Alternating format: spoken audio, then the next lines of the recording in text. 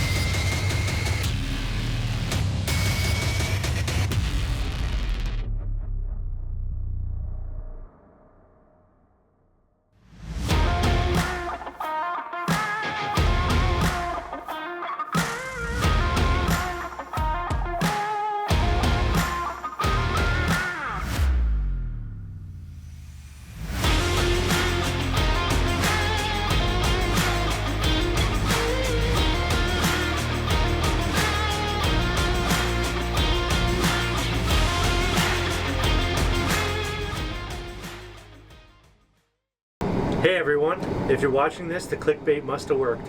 So I apologize that it did kind of play with my morality as a content creator. It got you to watch this video. So if you guys like this, tune in, subscribe, and there'll be a lot more coming, I promise. In the operator's seat of our brand new 9800i John Deere Forage Harvester, which we're going to call Chopper for the rest of the video. Now, our salesman Tyler Argerich from AgPro did a wonderful job giving a review of the entire machine. The wind kind of ruined that. So I'm going to piece together what the weather didn't ruin and maybe fill in some gaps here and there. Check it out, guys. We are super excited.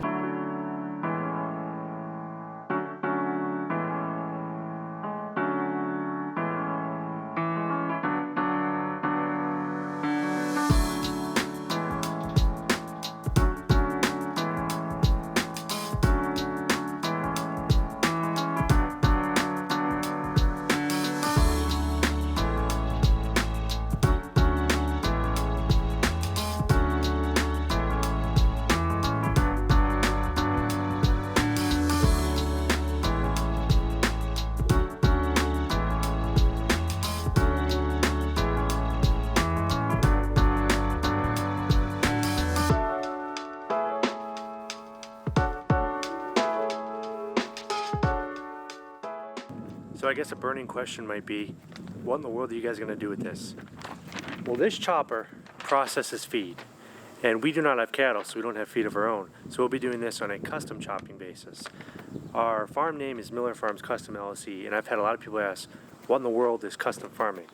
Well, I will take the definition from our custom farming liability coverage from our wonderful insurance agents at Nationwide.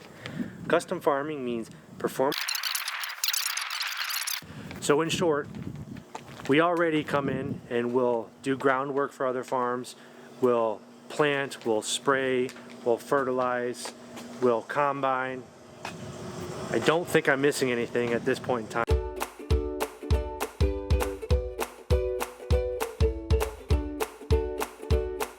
And now we're also going to come in and we're going to chop their silage. So I think we'll pretty much be full spectrum custom work farm once we get this machine rolling. People often ask us about the economics of custom work. And I don't know what the economics were 25 or 30 years ago, but I know what the economics are now. And that is, as you can see by the title of the video, these machines are getting insanely expensive. You have to be a mega farm pushing through a tremendous amount of acres or tonnage or whatever you're measuring these machines in terms of output to be able to justify owning one of these on pen and paper. So custom farming comes into play. We rack up business all over the area, trying to lump together enough business for a single machine to actually make it work. So that takes the risk away from a smaller farm wanting to buy and having to deal with a large payment on one of these machines. Instead, they just have to worry about paying us. We provide the labor, we provide the experience, we provide the expensive machine, and it usually works out in a lot of people's favor. Tyler, this is your second appearance on camera, and every time it comes with us writing a big check. I like that. So what do we got here? So this is a 2021 John Deere 9800i Self Propelled Forage Harvester. This is going to be the second to the largest machine. about 860 horsepower. Chop corn, hay, rye. We've got a earlage adapter for chopping earlage. So it's not missing anything. She's about got everything on her.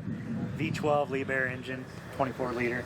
Have you sold one of these 9800s yet? This is the first one. First one, huh? So what's a quick rundown? What's an operator need to know before he's in the field? So a lot of these choppers, they're all pretty self-contained, meaning you don't have to take the head on and off when you get to the field.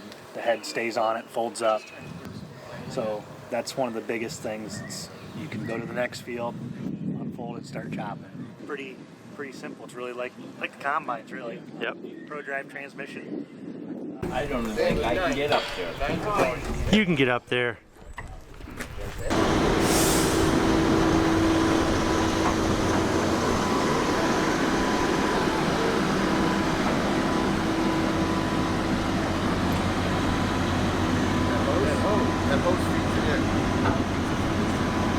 That's how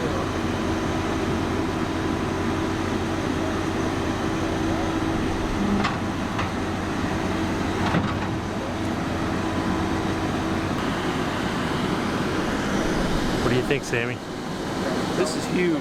It is big. This is huge. The old man said he's sending it back. There is no refrigerator in there. No grill on it either. No grill, no refrigerator. It's going home. In the wonderful world of agricultural custom work, you're always trying to find ways to be competitive. One of the main ways to be competitive is showing up on time and doing a good job. But oftentimes, the job we're able to do is limited to the machines that we're using. So I will let Lindsay Lawless from AgPro explain the inner workings of the Harvest Lab 3000, but that is one of the most exciting parts of this entire chopper to us. So what it does is I believe it takes 4,000 readings per minute, and that allows us to know the dry matter, the crude protein content, the acid detergent fiber, the neutral detergent fiber, and in some crops the sugar and ash content of the feed that we're putting right into a bunker bag. So at the end of the day, farming is a business, so we're trying to be profitable. So having these constituents of the feed that we're providing with the farmer helps them make informed decisions about bunk management and proper feed rationing for ruminant animals. So they know, oh hey, this feed is top notch, we can stop supplementing with something because the feed is offering it and we could save money there. Or oh, the maturity is a little late, we actually do need to supplement with something so we don't lose yield on the back end, and they're making more money with that decision. So this tool allows them to make informed decisions throughout the entire season, more than just a day or two that we came in to chop for them. And that means the world to us. Oh, it's already got the receiver and everything Yeah. up there, huh? Okay. He's ready to roll. That's boom. Yeah. There's two. So with the constituents, you get protein, starch, ADF, and NDF in corn, and then all of that in sugar in alfalfa. Wow. It'll map all of that just like it will for yield. Wow. Yeah, so you can kind of see there's your halogen light bulb there, and if you look this way, there's kind of like that fisheye lens down there. Yep. I don't know if So we'll be able to that's- see that, but Yeah, I don't know if you'll see there, but that's what's actually receiving those wavelengths back, and then Okay. bring them. that's incredible. Essentially, inside of here is magic, as Yeah, far right. as I know. Yeah, pretty much magic. Yep. So could you explain how it gets tonnage again? Yeah. Yeah. So, Yeah. So, like in a combine, you got a mass impact plate Yes. that clean grain hits. On this machine, there's actually a linear potentiometer on the feed rolls. So that way, the more that it opens, the more that machine knows there's material going through. And then just like in a combine, the more impact you have there, you get a higher yield, and then the moisture sensor will tell it how much of that actually is moisture. It's the same thing with this. Wow. So you have your linear potentiometers in your feed rolls that open. It tells the machine how much tonnage is going through, and then this machine will tell you how much of that tonnage is moisture. so it's all magic. Yes. Now, Lindsay, do you make adjustments manually the whole time, or do you tell the machine I need a so-and-so millimeter cut, and I want kernels So- processed this percent? Do So it. what you can do there's a separate setting for your processing height.